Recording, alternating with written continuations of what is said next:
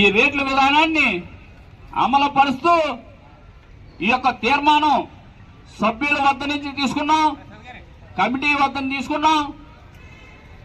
కాబట్టి మనమందరం కూడా ఈ రేట్ల విషయంలో కొద్దిగా కఠినంగానే వ్యవహరిస్తడం జరుగుతుంది. ఐక్యత, గోదావరి ఎన్నికల ఐక్యత, ఐక్యత. ఈ రోజున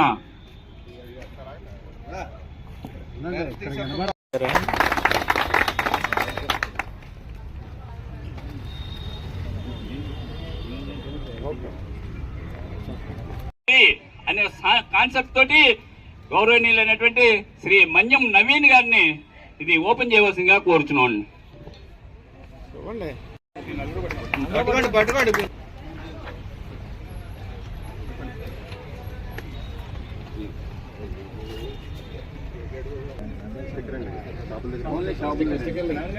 ఎలా చూడండి, ఎలా చూడండి సార్, కరెక్ట్గా పట్టుకోండి ఇలాగ ఒకసారి.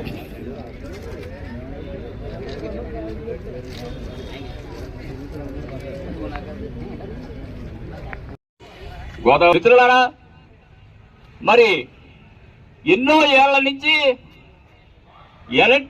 ఎలక్ట్రీషియన్ అంటే చీకటి బతుకులో ఉన్న పరిస్థితి తయారైనది.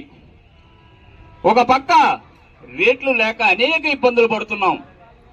ఎందువల్లంటే ఈ రోజున కూలీవాడు కూడా ఎలక్ట్రీషియన్ పని ఒప్పుకొని ఎలక్ట్రీషియన్కి ఇచ్చే పరిస్థితి తయారైంది.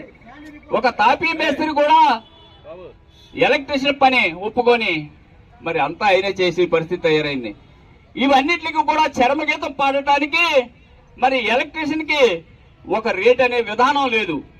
ఈ రోజుకి కూడా మాకు వినియోగదారుల నుంచి అనేకమైన ఫోన్లు వస్తూ ఉన్నాయి, అనేకమైన కంప్లైంట్లు వస్తున్నాయి.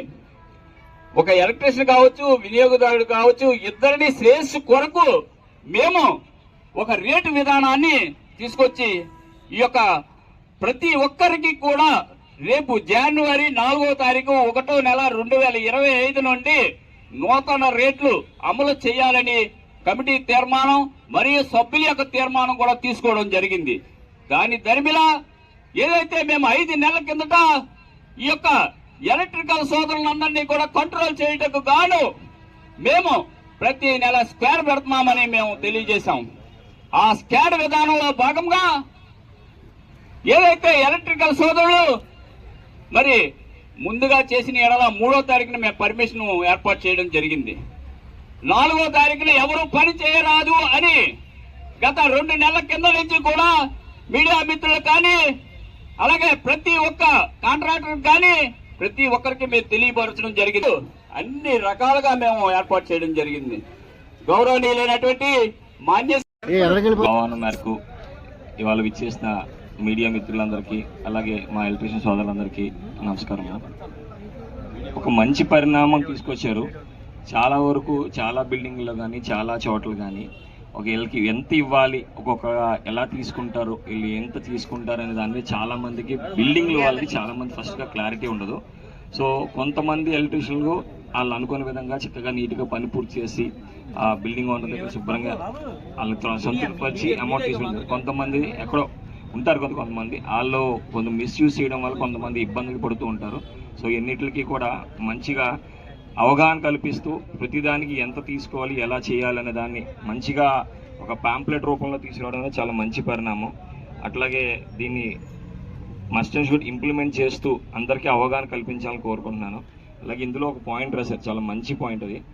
సో ఈ మధ్యకాలంలో చాలా చోట్ల మేము వింటున్నాము, ఒక 2-3 ఎలక్ట్రీషియన్లు కూడా ఈ సెల్ ఫోన్ మాట్లాడుతూ పని చేస్తూ ఇబ్బందులు పడి యాక్సిడెంట్ అయిన ఒక ఫైర్ అయిన కారణాలు కూడా చాలా చూసాము.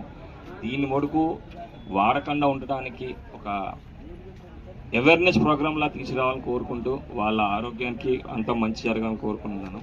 అండ్ దీన్ని తప్పకుండా రేపు ఇంప్లిమెంట్ చేయాలి. మా షాపుల్లో కూడా దీన్ని తప్పకుండా అక్కడ అందరికీ బిల్డింగ్ వచ్చిన వాళ్ళు కూడా ఇస్తామని చెప్తున్నాను. Thank you very much.